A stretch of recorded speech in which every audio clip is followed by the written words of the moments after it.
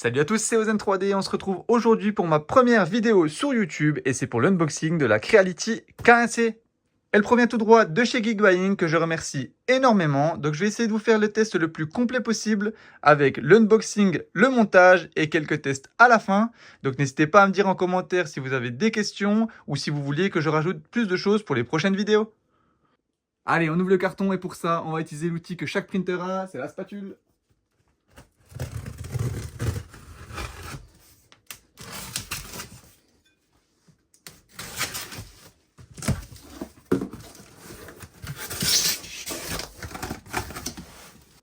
Donc voilà ce qu'on retrouve en premier dans le carton, c'est la méthodologie pour déballer correctement la machine. Donc je vais mettre ça de côté.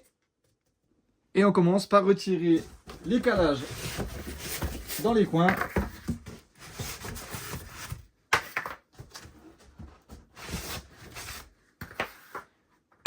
Et ensuite, le couvercle avec les mousses.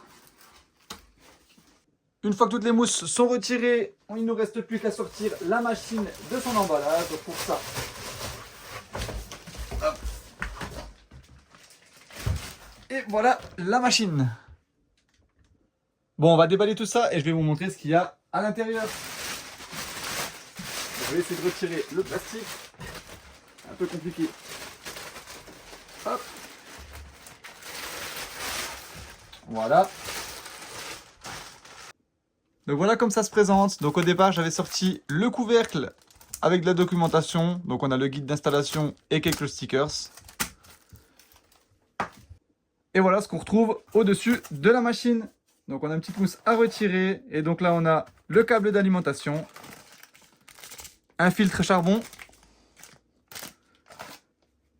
et de la visserie. Ça doit être la poignée. Et la poignée de la K1C.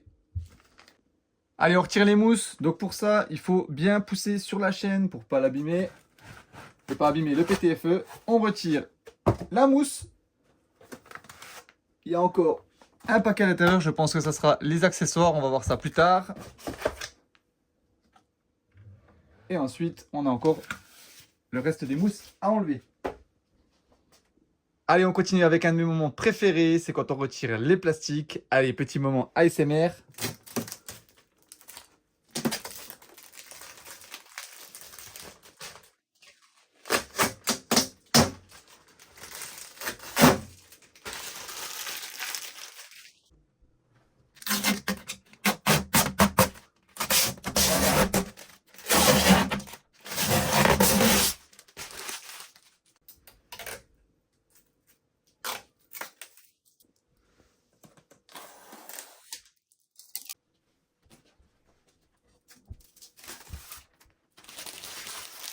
Et voilà, tous les plastiques sont retirés. Il nous reste encore de la mousse à l'intérieur. Donc on va retirer tout ça. Et on a presque fini. Maintenant on va passer à l'ouverture de la boîte à accessoires. Donc voilà ce qu'on y retrouve. On y retrouve bien évidemment l'écran, le support de bobine, un carton je pense avec les outillages. Donc on a une pince, comme on a avec toutes les imprimantes, une spatule, de la graisse, une clé plate, une clé USB, donc de 16 Go, je ne sais pas si vous arrivez à voir, de la colle, de l'outillage divers, un ruban en caoutchouc, je ne sais pas trop à quoi il sert, on regardera ça plus tard. Et bien évidemment, une petite bobine de PLA. Maintenant que l'unboxing est terminé, on va passer au montage et pour ça, on va utiliser le manuel d'installation. Donc comme vous pouvez le voir, il est très bien détaillé. Donc là, il n'y aura aucun souci. Et là, on va commencer par les poignées. Donc pour le montage de la poignée, rien de plus simple. Il faut prendre le sachet contenant la poignée et la visserie. Donc là, rien de bien compliqué. On a une petite protection en métal qu'on va mettre sur le verre. Et on va mettre les petites goupilles. Hop. Et maintenant, il ne reste plus qu'à mettre la poignée sur le devant et de visser gentiment les vis. Donc faites attention à ne pas perdre de vis, ça peut tomber assez facilement lors de positionnement de la poignée. Et on serre tout ça avec la clé fournie. Et on passe à la prochaine étape, cette fois-ci c'est celui du filtre à charbon. Donc pour ça, rien de plus simple, il suffit de retourner la machine et de placer directement le filtre à charbon à sa place. Donc on voit que le haut, il y a une flèche, on le pousse et voilà, il est en place. On arrive bientôt à la fin du montage de la machine et maintenant c'est au tour de l'écran. Donc pour ça, rien de plus simple, il faut connecter la connectique à l'arrière de l'écran. Hop. Et une fois que c'est fait, il ne reste plus qu'à insérer les deux crans et de pousser vers le bas. Et ça y est, l'écran est installé.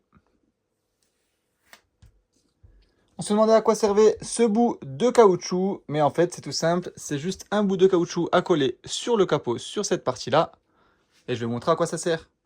Donc voilà ce que ça donne quand il est mis en place, donc à quoi ça va servir. Donc en fait c'est tout simple, c'est juste que le chaînon qui guide le PTFE va rentrer en collision avec le capot à cet endroit-là, donc c'est pour réduire le bruit et aussi éviter d'abîmer le capot. Maintenant, c'est au tour du support de bobine. Donc pour ça, rien de plus simple, on retourne la machine et on insère le support. On fait un demi-tour et ça y est, c'est terminé. Donc on peut voir dans la documentation qu'ils ont fourni un G-code afin de pouvoir mettre sur le côté de la machine un support de bobine plutôt qu'à l'arrière. Bon, pour le début, on sera obligé d'imprimer avec le support à l'arrière, mais moi, pour des raisons de simplicité, j'ai préféré la mettre sur le côté. Donc si on retourne la machine, là on pourra le mettre sur le côté là et ça sera bien plus simple pour moi pour faire mes impressions et voir la bobine en cours. Bon, il nous reste aussi à installer la bobine comme c'est noté dans la notice afin de pouvoir faire les premiers tests quand on démarrera la machine. Donc pour ça je vais utiliser le PLA fourni avec la machine. Donc, je ne sais pas si vous arrivez à voir, mais c'est du hyper PLA blanc. Donc il peut aller jusqu'à 600 mm/s, ce qui est parfait pour cette machine. Donc avant de l'installer, il faut bien le couper à 45 degrés. Hop. Et il n'y a plus qu'à l'installer.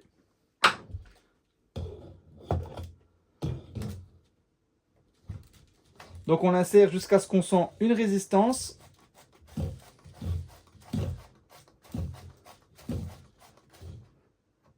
Voilà. Une fois que c'est fait, on ne touche plus, la bobine est installée.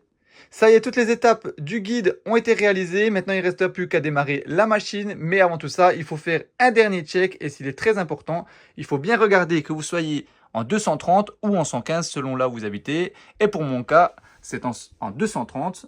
Et là, quand on check, on voit bien que l'écran est sur le 230. Donc, pas de souci, je peux lancer ma machine en toute sécurité. Allez, maintenant, on procède à l'allumage de la machine. Donc là, on voit que tout s'allume correctement. Donc on attend un petit peu. C'est peut-être un peu long parce que c'est le premier démarrage. Donc je vais passer ça en accéléré jusqu'à ce que ça soit démarré. Donc voilà, la machine est démarrée. Et maintenant, je vais vous montrer les étapes d'installation. Donc ça commence avec la sélection de la langue. Donc pour mon cas, le français. Et là, on nous dit de retirer les vis A, B, C selon la position indiquée par la flèche jaune. Donc on voit dans la machine qu'il y a une vis là, une vis au fond et une vis sur le côté droit. Elles sont même indiquées sur le plateau d'ailleurs. Donc on va retirer tout ça et je vous reprends. Donc ça y est, le plateau est libéré, j'ai bien retiré les 3 vis et on peut passer à la suite. Donc veillez à ce que le cube du diagramme bleu ne soit pas encombré. Donc oui, on a tout retiré correctement. Donc on peut faire la suite. Donc comme d'habitude, on a lu. Et on va configurer le réseau. Donc ça, je vais passer l'étape et on va passer à la suite directement. Donc une fois que c'est configuré, au niveau du Wi-Fi, il vous reste à sélectionner le fuseau horaire. Donc pour nous, c'est CET. La zone d'activité, on a le choix entre international ou Chine continentale. Donc on est en international. Et là, il faut placer la plateforme d'impression, donc le plateau qui est déjà en place. Et il va faire l'autotest pendant environ 11 minutes.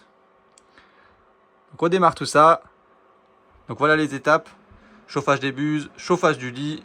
ventilateur, ventilation de la carte mère, mise en forme de l'entrée, ça je sais pas trop c'est quoi, et mise à niveau automatique. Donc là on va faire un check complet de la machine afin de voir si tout est correctement relié et tout est fonctionnel. Et je vous reprends ensuite pour les premiers tests d'impression.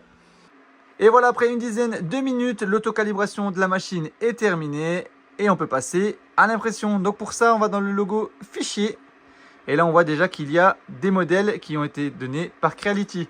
Donc on en a deux qui sont des modèles pour le support de bobine qu'on mettra sur le côté, donc ça je le ferai plus tard. Un Benchy et un test d'Hyper PLA à 600 millisecondes. Pour ça on va commencer par regarder au niveau du plateau, donc je vais le retirer et je vais vous montrer un peu à quoi il ressemble. Donc là on a une petite partie pour essuyer la buse et on nous dit d'appliquer de la glu avant l'impression. Donc c'est ce qu'on va faire. Donc là on met un peu de colle au milieu, hop, et on va lancer le Benchy. Hop, Benchy, et on lance l'impression. Après à peine 17 minutes, le bateau est terminé.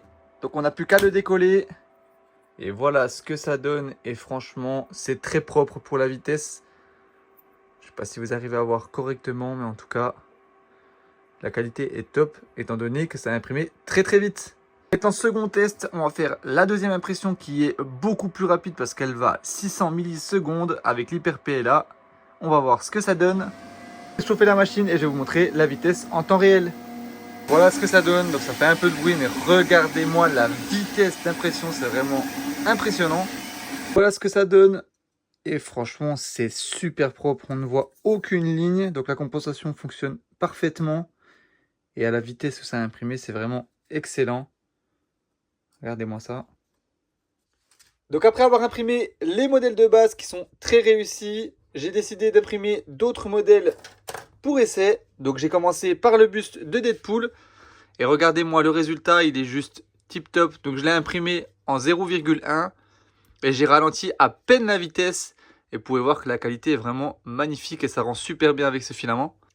Et j'ai aussi fait ce dragon articulé. Et vous pouvez voir que pareil, il est très réussi, très détaillé et il n'y a aucun souci de qualité. C'est vraiment nickel. Et petit plus de la machine, c'est que pour ce buste, j'ai pu réaliser un timelapse car la machine est équipée d'une caméra. Et comme vous pouvez voir en haut à gauche, la qualité est vraiment très correcte. Et pour l'extraction, rien de plus simple, il suffit juste d'insérer la clé USB fournie par Creality dans le port USB et d'exporter la vidéo. Le test de la K1C est maintenant terminé, donc il est maintenant temps de passer à la conclusion et on va commencer par les points positifs. Donc au niveau des points positifs, comme vous avez pu le voir au cours de la vidéo, au niveau de l'unboxing et du montage, c'est super rapide, elle est très simple de prise en main. Au niveau du slicer, en utilisant Creality Slicer, vous pouvez voir que la qualité est très très propre. Elle possède une caméra, un enclos. Elle est vraiment parfaite et surtout à un prix très abordable parce que je vous rappelle qu'elle est à 499 €. Donc le lien sera dans la description avec le code promo. Et au niveau des points négatifs, le seul que je dirais même, c'est qu'elle est un peu bruyante. Donc moi personnellement ça ne me gêne pas parce que j'ai une salle dédiée à l'impression 3D. Donc le bruit ne va pas me déranger, mais peut-être que dans un salon ou une chambre, ça peut être un peu bruyant. Donc après, voilà, ça dépendra des personnes. En tout cas, cette vidéo est maintenant terminée. Donc pour rappel, c'était ma première vidéo sur YouTube. Donc j'ai essayé d'être le plus complet possible. Donc n'hésitez pas à me dire en commentaire s'il y a des choses qui manquent et je les rajouterai pour les prochaines vidéos. N'hésitez pas à vous abonner, à liker et à me suivre sur les différents réseaux. Et tout le reste sera dans la description. Allez, ciao!